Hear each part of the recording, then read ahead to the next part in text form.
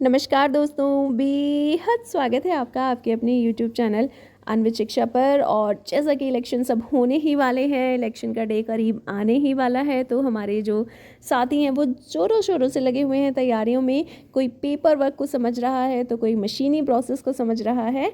तो ऐसे में दोस्तों, आपकी हेल्प के लिए मैंने आपसे 2 वीडियो पहले शेयर किए थे और दोनों ही बेहद इम्पॉर्टेंट वीडियो थे, बहुत महत्वपूर्ण थे। दोनों में काफ़ी महत्वपूर्ण जानकारी दी गई थी। अगर आपने अभी तक नहीं देखे हैं तो लिंक मैंने डिस्क्रिप्शन बॉक्स में दे दिया है, आप ज़रूर देखें। और आज हम चर्चा करने वाले हैं कुछ ऐसे चैलेंजेस पर, कुछ ऐसी अनएक्सपेक्टेड हालात पर, परिस्थिति पर जो अचानक आपके सामने आ जाते हैं। आप जो है वो तैयार हैं पोल डे के लिए, आप मशीनों को बहुत अच्छी तरह से सीख कर आए हैं, आप पेपर वर्क बहुत अच्छी तरह से सीख कर आए हैं, लेकिन जिस दिन आप पोलिंग करा रहे होते हैं, जो हमारा मेन डे है, पोल डे है, उस दिन कई बार कुछ इस तरह की परिस्थितियां हमारे सामने आ जाती हैं जो हमने नहीं सोची होती और हमें वो किसी भी ट्रेनिंग में नहीं बताई जाती। अगर इस तरह की परिस्थितियां आ जाती हैं तो आपको क्या करना है, उनसे कैसे निपटना है, क्योंकि पोल तो आपको कंडक्ट कराना ही है और आपका पोल स्मूथली चलता रहे, स्मूथ प्रोसेस रहे पूरे पोल की। इसके लिए ज़रूरी है कि आप इस तरह की परिस्थितियों के लिए अवेयर रहें और साथ ही साथ आपको उनसे निपटने के तरीके भी पता हों। राइट, तो आज हम ऐसे ही चैलेंजेस और उनके समाधान पर, उनके सॉल्यूशन पर करेंगे बातचीत। तो क्या है ये चैलेंजेस और कैसे निपटना है इनसे, चलिए देखते हैं। हमारा सबसे पहला चैलेंज है जो अक्सर हमें अपनी पीएस पर देखने को मिलता है, हमारे पोलिंग स्टेशंस पर देखने को मिलता है, वो है अल्कोहलिक वोटर का। कई बार हमारे जो वोटर आते हैं वो शराब के नशे में होते हैं या उन्होंने अन्य कोई किसी भी प्रकार का नशा किया हुआ होता है। सभी तो नहीं, लेकिन कई बार, मैं ये नहीं कहूँगी कि ऐसी परिस्थिति आती है, लेकिन कई बार इस तरह की परिस्थिति आ जाती है और ये बहुत ही कॉमन परिस्थिति है, बहुत जनरल चीज़ है।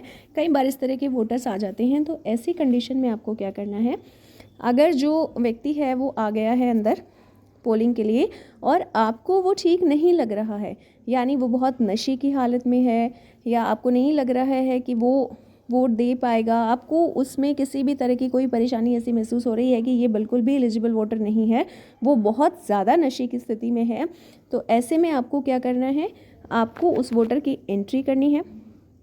PO1 जो है वो उसे मार्क कर लेगा, PO2 उस वोटर की एंट्री भी रजिस्टर में करेगा और आपको पूरा अधिकार है कि आप ऐसे व्यक्ति को जो पूरी तरीके से नशे में धुत है, ऐसे व्यक्ति को आप वोट डालने से मना कर सकते हैं। ये आपको अधिकार है और इसके बदले में आप रजिस्टर में जो आपके PO2 ने एंट्री की है उसके सामने रिमार्क्स के कॉलम में आप लिखेंगे refuse to vote due to violation of poll. Right, अगर इस तरह का व्यक्ति है, अगर वो नशे में धुत है और फिर भी वो ठीक है, आपको लग रहा है कि वोट डाल देगा, तो आप उसे परेशान नहीं करेंगे, आप उसे वोट डालने से मना नहीं करेंगे। लेकिन अगर इस तरह का व्यक्ति अंदर आने के बाद किसी भी तरह की कोई बदतमीज़ी करता है, कोई गाली गलौज करता है, आपकी पोल प्रोसेस को डिस्टर्ब करता है, आपके पोलिंग ऑफिसर्स के साथ बदतमीज़ी करता है, तो इस कंडीशन में आप उसे वोट डालने से मना कर सकते हैं और वोटर रजिस्टर में एंट्री के बाद आप रिमार्क्स के कॉलम में लिखेंगे refuse to vote due to violation of poll, यानी उसने आपकी पोल प्रोसेस को डिस्टर्ब करने की कोशिश की है, इसलिए आप उसे वोट डालने से मना करते हैं। राइट, ये आपका अधिकार है, लेकिन सिर्फ उस कंडीशन में अगर वो वोटर आपके पोलिंग स्टाफ के साथ किसी भी तरह की कोई बदतमीज़ी करता है, पोलिंग प्रोसेस को डिस्टर्ब करने की कोशिश करता है, सिर्फ उस परिस्थिति में। राइट, हमारा जो दूसरा चैलेंज है ये है आपका वोटर डिनाई टू वोट। कई बार क्या होता है, मान लीजिए कोई वोटर हमारा आया, ठीक है, अंदर भी आ गया, PO1 ने उसे ओके भी कर दिया, मार्क भी कर दिया, डायगनली मार्क भी कर दिया, PO2 के पास भेज दिया और PO2 ने रजिस्टर में एंट्री भी कर दी। राइट, और वोटर इसके बाद कहता है, मशीन, बैलेट मशीन के पास जाने से पहले वो कहता है कि मुझे तो वोट नहीं देना जी, मैं तो वोट नहीं देता, मेरा मूड तो नहीं है वोट देने का। कई बार इस तरह की परिस्थितियां जो हैं वो पोलिंग के दौरान नोट की गई, कुछ स्टेशंस पर इस तरह का व्यवहार भी वोटर्स ने दिखाया है। तो ऐसी कंडीशन में आपको क्या करना है, एक बात का आप लोग ज़रूर ध्यान रखें कि जिस वोटर की रजिस्टर में एंट्री हो जाएगी, रजिस्टर में की गई कोई भी एंट्री आप काट नहीं सकते। अगर आपने वोटर रजिस्टर में की गई किसी भी एंट्री को किसी भी सूरत में आप काट नहीं सकते, कटिंग नहीं की जाएगी। अगर इस तरह का वोटर आता है जिसने वोटर रजिस्टर में एंट्री करा ली है लेकिन वो वोट देने से मना कर देता है, तो आपको क्या लिखना है अपने वोटर रजिस्टर में? वोटर रजिस्टर के रिमार्क कॉलम में आप लिखेंगे, क्या लिखेंगे? Refuse to vote. ये इसको कट कर रहा है, सॉरी, जस्ट अ मिनट। अरे हम ऐसे कर देते हैं। ये आप लिखेंगे रिफ्यूज़ टू वोट ब्रैकेट में by is on choice under rule 49O। आप अपने वोटर रजिस्टर के रिमार्क कॉलम में मार्क करेंगे refuse to vote under rule 49O, right. अगर इस तरह का वोटर आ जाता है जो एंट्री कराने के बाद वोट देने से मना कर देता है। अब हमारा जो नेक्स्ट चैलेंज है वो है कंट्रोल यूनिट के एक्टिवेट होने पर। ये एक तीसरी कंडीशन है। आप मान लीजिए ऐसा हुआ कि आपका कोई वोटर आया, राइट, उसको PO1 ने मार्क कर दिया, PO2 ने रजिस्टर में एंट्री कर दी, इंक भी लगा दी और PO3 के पास भेज दिया। PO3 ने उसकी स्लिप भी कलेक्ट कर ली और जो हमारी CU का बटन है जो हमारी BU को रेडी करता है उसने बटन भी प्रेस कर दिया और इसके बाद वोटर मना कर देता है कि मैं नहीं देता किसी को वोट जी, मुझे नहीं करनी है वोटिंग। इसके बाद वो मना कर देता है, तो अब आप क्या करेंगे? आपकी जो मशीन है वो एक्टिवेट हो चुकी है, राइट। एक्टिवेट मशीन को आप हटा नहीं सकते। तो ऐसी कंडीशन में आपको क्या करना है? वोटर को आप नहीं रोकेंगे, उसे मजबूर नहीं करेंगे कि वो वोट डाले। आप उसे एक बार समझा सकते हैं कि भैया आए हो तो वोट डाल लो, लेकिन अगर वो मना कर देता है, वो डिनाई करता है, तो आप उसे जाने देंगे और इसके बाद आपकी जो कंट्रोल यूनिट है जो हमारी मशीन PO3 के पास है उसे आप क्लोज़ कर देंगे। बैक साइड में जो क्लोज़ का बटन होता है उससे क्लोज़ कर देंगे और उसके बाद 1 मिनट की पोज के बाद आप उसे दोबारा ऑन कर लेंगे, राइट। हमारे बहुत सारे साथी इस भ्रम में रहते हैं कि अगर मशीन को क्लोज़ कर देंगे तो हमारा जो सारा डेटा उसके अंदर है, जो वोट उसके अंदर है, वो उसमें गड़बड़ हो जाएगी या वो सारी ख़त्म हो जाएगी, वो ज़ीरो हो जाएगी। ऐसा नहीं होता है। अगर आपकी जो मशीन है वो एक्टिवेट हो गई है और वोटर ने वोट नहीं डाली है तो आप उसे क्लोज़ कर दें। ऐसा ना करें। हमारे कुछ साथी ये भी सॉल्यूशन देते हैं कि मैम अगर हमने जो है वो मशीन तो एक्टिवेट कर ही दी है तो हम दूसरे वोटर को बुला के वोट डलवा देते हैं, है ना। हम उसकी एंट्री नहीं करेंगे रजिस्टर में और अब हम बाहर से एक वोटर को बुला के उसका वोट डलवा देते हैं। आप ऐसी गलती बिल्कुल ना करें, बिल्कुल भी नहीं। आपको हर वोटर की एंट्री करनी है, हर वोटर का रिकॉर्ड आपके पास होना चाहिए। इस तरह का वोट अगर आप डलवाएंगे कि आपकी एंट्री किसी और वोटर की है लेकिन वोट आपने किसी और से डलवा दी कि चलो भैया इसकी एंट्री नहीं करते, इससे वोट डलवा देते हैं, तो आप ऐसा ना करें, वो आपकी फ़र्ज़ी वोट में काउंट हो जाएगी, राइट। तो इसकी ऐसी स्थिति में आप मशीन को क्लोज़ कर दें और दोबारा ऑन करें। इसके बाद हमारा जो नेक्स्ट चैलेंज है इस पर मूव ऑन करेंगे। मशीन के बीच में रुक जाने पर, वैसे तो ऐसी स्थिति बहुत ही कम आती है क्योंकि सारी की सारी जो मशीन्स होती हैं वो हमें अच्छी तरह चेक करने के बाद ही दी जाती हैं। पर मान लीजिए कि आपने मॉक पोल करा ली और आपका एक्चुअल पोल जो है वो बहुत स्मूथली चल रहा है और सडनली आपका PO3 आपको इन्फॉर्म करता है कि मैम मशीन वर्क नहीं कर रही है, सर मशीन वर्क नहीं कर रही है ठीक से, तो आप क्या करेंगे? अगर आपकी मशीन बीच में रुक गई है, आपकी जो पोल प्रोसेस है वो रुक गई है, तो इमीडिएटली बिना कोई देर किए तुरंत सेक्टर ऑफिसर को कॉल करें, अपनी कंडीशन के बारे में बताएं। विदिन 30 मिनट और विदिन 15 मिनट सेक्टर ऑफिसर वो जो है वो आपको नई मशीन प्रोवाइड करवाएंगे। और नई मशीन चलाने का क्या प्रोसेस है? जब आपने मान लीजिए अपनी पुरानी मशीन को रिप्लेस कर दिया और आपके पास नई मशीनें आ गई हैं, तो आप उस नई मशीन को कनेक्ट करने के बाद में, दोनों को स्टार्ट करने के बाद में, ऐसे में आप क्या करेंगे? आपने जो नई मशीन अपनी चालू की है उससे आप फिर से पूरी जो आपने मॉर्निंग में प्रोसेस की थी उससे शुरू करेंगे। आप फिर से मॉक पोल कराएंगे और मॉक पोल के बाद ही आप उसमें एक्चुअल पोल स्टार्ट करेंगे, राइट। लेकिन इस बार क्या फ़र्क होगा? सुबह जो आपने मॉक पोल कराई थी उसमें आपको 50 वोट डलवाने थे, लेकिन इस प्रोसेस में आपको हर कैंडिडेट का सिर्फ 1 वोट डलवाना है, इंक्लूडिंग नोटा। एक वोट नोटा के नाम भी जाएगा और आपके जितने कैंडिडेट्स हैं उन सब के नाम आपको एक एक वोट डलवानी है और इसके बाद आपकी मॉक पोल की जो प्रोसेस है वो कंप्लीट हो जाएगी मशीन रिप्लेस होने की कंडीशन में। मॉर्निंग में जो आप मॉक पोल करवाएंगे नॉर्मल कंडीशन में उसमें आप 50 वोट डलवाएंगे, राइट। इसके बाद है हमारा नेक्स्ट पॉइंट, ये है रिव्यू पोलिंग प्रोसेस। ये हमारे प्रिजाइडिंग्स के लिए है और बेहद ज़रूरी है। आप ज़रूर आप अपने पेपर वर्क को करते रहें, साथ ही साथ आपकी ऊपर जिम्मेदारी है, आप टीम को लीड कर रहे हैं, ठीक है। आप नेता नहीं हैं लेकिन आप उस टीम के प्रतिनिधि हैं, आप उस टीम को प्रदर्शित कर रहे हैं, वो आपकी टीम है। तो ज़रूरी है कि एक बार करीब 4 साढ़े 4 बजे आप पूरी पोलिंग प्रोसेस को रिव्यू करें। आप अपनी सीट से उठकर जाएं, एक बार तीनों पीओ के पास देखें कि काम स्मूथली चल रहा है, थोड़ा सा बाहर जाकर देखें कि कितनी भीड़ है, क्या आपकी जो पोलिंग है वो टाइम से निपट जाएगी। 5:30 तक का हमारा पोलिंग का टाइम है, इतने लोग तो नहीं हैं कि 5:30 के बाद भी खड़ा होना पड़े। अगर आपको ऐसा लगता है कि जो बाहर जो भीड़ है वो बहुत ज़्यादा है और हमें 5:30 के बाद भी अपनी पोल को जो है वो स्टार्ट रखना पड़ सकता है, तो आप एडवांस में ही पर्चियों को बना लें। आपको याद ही होगा वो पर्चियाँ जो हमें 5:30 के बाद अंदर रहने वाले वोटर्स को बांटनी है उल्टी काउंटिंग में, यानी बैक साइड से 1 2 3 देना है। तो इन पर्चियों को आप बना लें एडवांस में ही। आप गेट तक जाएं, देखें अपने जो आपके गार्ड्स हैं, जो हमारे पुलिस ऑफिसर्स हमारी सिक्योरिटी के लिए होते हैं, क्या वो अपनी सही ड्यूटी पर हैं। एक बार आप 4 साढ़े 4 बजे के करीब ज़रूर अपनी जो सारी पोलिंग प्रोसेस है उसको रिव्यू ज़रूर करें और अपने सिक्योरिटी स्टाफ से भी कांटेक्ट करें, उनको बता दें कि 5:30 बजे वो गेट बंद कर दें और किसी भी व्यक्ति को अंदर ना आने दें। एक बार उन्हें रिमाइंड ज़रूर करा दें, वैसे उन्हें पता होता है लेकिन फिर भी आप एक बार रिमाइंड ज़रूर कराएं, राइट। अब हमारा जो नेक्स्ट पॉइंट है ये है हमारा voter comes with any symbolic paper. Generally ये भी एक पीएस पर एक बार ये प्रॉब्लम भी नोट की गई थी।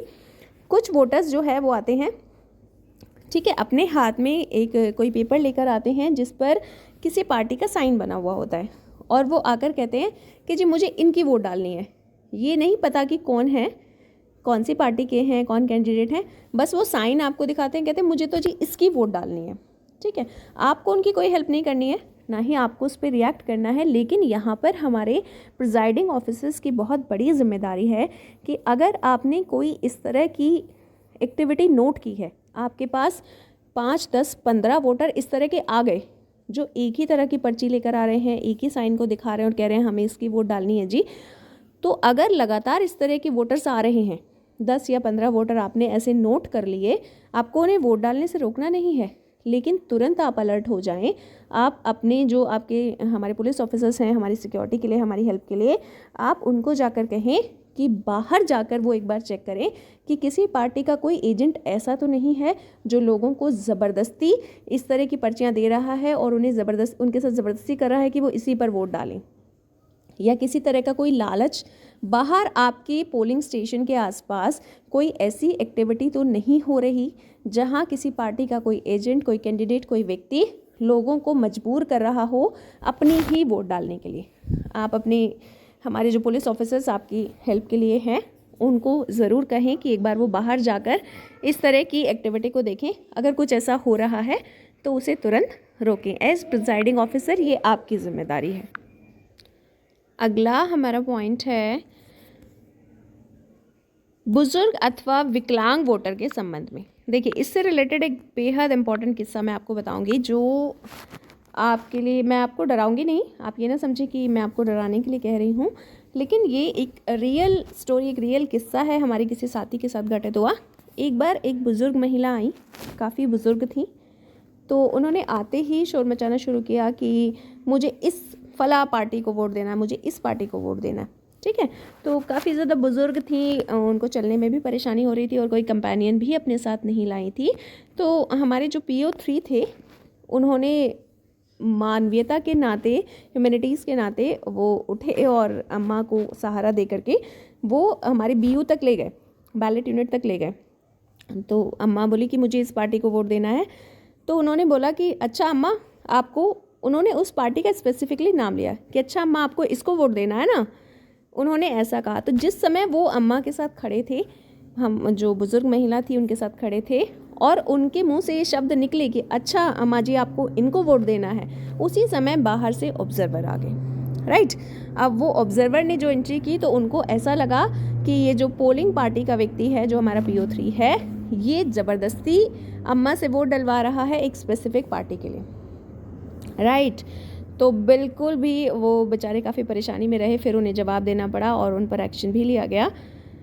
तो किसी भी परिस्थिति में कोई विकलांग व्यक्ति, कोई बुजुर्ग महिला, पुरुष, इस तरह के व्यक्ति अगर आते हैं तो आप मानवीयता के नाते भी उनकी हेल्प ना करें प्लीज़, क्योंकि आप ऑन ड्यूटी हैं, आप अपनी ड्यूटी पर रहें।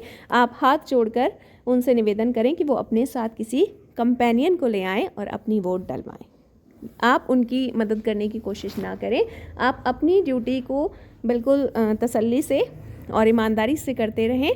अगर आपको लगता है कि वाकई किसी व्यक्ति को सहायता की ज़रूरत है तो आप उनसे विनम्र निवेदन करें कि वो अपने साथ किसी कंपेनियन को ले आएं, राइट। इसके बाद में हमारा जो नेक्स्ट पॉइंट है वो हमारा आ जाता है ये, never press any BU button by your own. कभी भी आप BU के बटन को,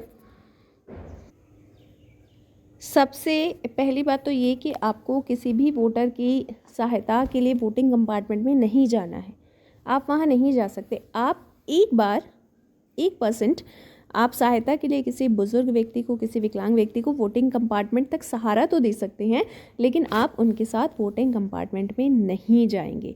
और बाई चांस आप अगर चले भी जाते हैं तो किसी भी वोटर के कहने पर, कोई वोटर आपको अपनी मजबूरी दिखाता है कि जी मुझे बटन दबाना नहीं आता, मैं नहीं दबा सकता, मुझे पढ़ना नहीं आता, मेरी उंगली में दिक्कत है, मेरे हाथ में दिक्कत है, आप मेरे लिए इस कैंडिडेट का बटन दबा दीजिए, तो आपको भूल कर भी नहीं प्रेस करना है।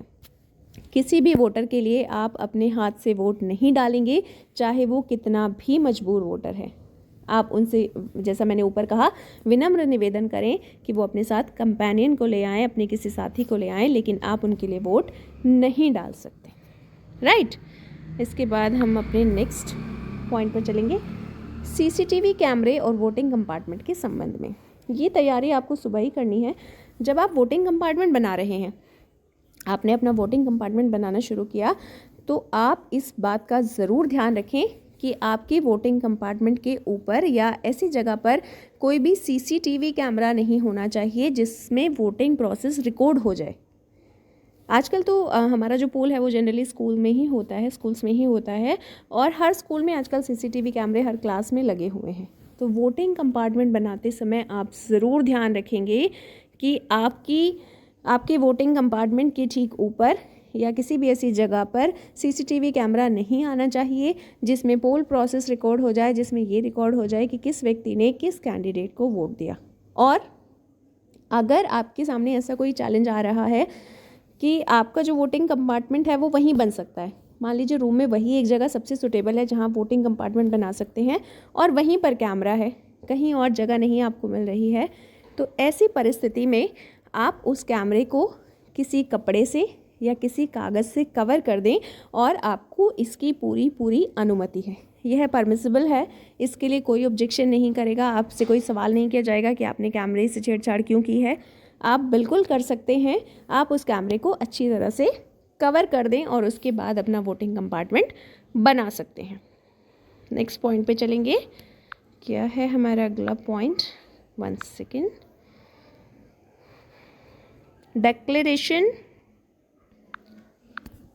Declaration of companion. ये आपको पता ही है, अरे रे रे रे रे 1 सेकेंड, सुविधा के लिए खेद है, गलती से वो स्क्रीन का बटन प्रेस हो गया, सॉरी। इसके बाद हमारा जो नेक्स्ट पॉइंट है वो है डिक्लेरेशन ऑफ कंपेनियन। अगर कोई व्यक्ति अपने साथ कोई कंपेनियन लेकर आता है, अगर वो अपने आप को असमर्थ महसूस करता है खुद वोट डालने में, तो आप ऐसे व्यक्ति के साथ कंपेनियन को अलाउ करेंगे, लेकिन उससे पहले आप उस व्यक्ति का जो कंपेनियन बनकर आया है उसका वोटर आई कार्ड ज़रूर चेक कर लेंगे। वह व्यक्ति 18+ होना चाहिए, राइट। 18+ होना चाहिए। और इसके अलावा आप एक डिक्लेरेशन उससे और भरवाएंगे जिसमें वो ये डिक्लेयर करेगा कि वो किसी और का कंपेनियन नहीं बनेगा। यानी एक व्यक्ति एक ही वोटर का कंपेनियन हो सकता है, किसी भी सूरत में कोई एक व्यक्ति दूसरे व्यक्ति को उसका कंपेनियन नहीं हो सकता। राइट, ये डिक्लेरेशन आप उससे भरवा लेंगे। और इसके अलावा एक और ज़रूरी बात मैं साथ ही आपको बता दूं कि अपने पीएस में आपको बच्चों को अलाउ नहीं करना है। कई बार क्या होता है कि पेरेंट्स जो है, आजकल तो ये ट्रेंड बन गया है कि बच्चे कहते हैं पापा मुझे भी, मम्मा मुझे भी वोटिंग देखना है कैसे होता है। तो पेरेंट्स कहते हैं हाँ हाँ बेटा चलो मैं तुझे दिखा कर लाता हूँ वोट कैसे डलता है। 2 साल से ज़्यादा उम्र का कोई भी बच्चा आप अपने पीएस में पेरेंट्स के साथ अलाउ नहीं करेंगे। सिर्फ ऐसे बच्चे को अलाउ किया जा सकता है जो गोद में हो, जो गोद में होने लायक हो, यानी जो खुद चलने के लिए कैपेबल नहीं है। लेकिन ऐसा बच्चा जो बाहर खड़ा हो सकता है, जो पेरेंट्स के बिना 2 से 5 मिनट तक रह सकता है, ऐसे बच्चे को आप अपने वोटिंग कंपार्टमेंट में, अपने पीएस में अलाउ नहीं करेंगे। चलिए नेक्स्ट पॉइंट पे चलते हैं।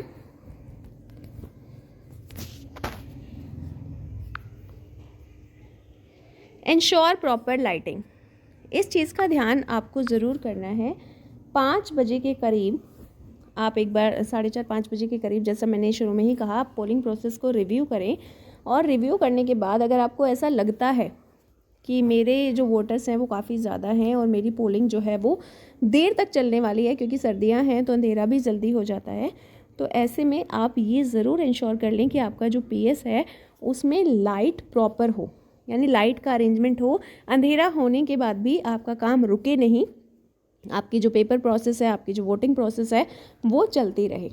और अगर इन केस लाइट में कोई परेशानी है, सारी लाइट्स ठीक नहीं है, तो आप तुरंत ही अपने वहाँ के जो इंचार्ज हैं, जो सेक्टर ऑफिसर हैं, उनको इन्फॉर्म करें, अपने पीएस के जो इंचार्ज होंगे उनको इन्फॉर्म करें। और साथ ही साथ आप अपने सिक्योरिटी स्टाफ को भी इन्फॉर्म कर सकते हैं कि वो इसके लिए नेसेसरी एक्शन लें।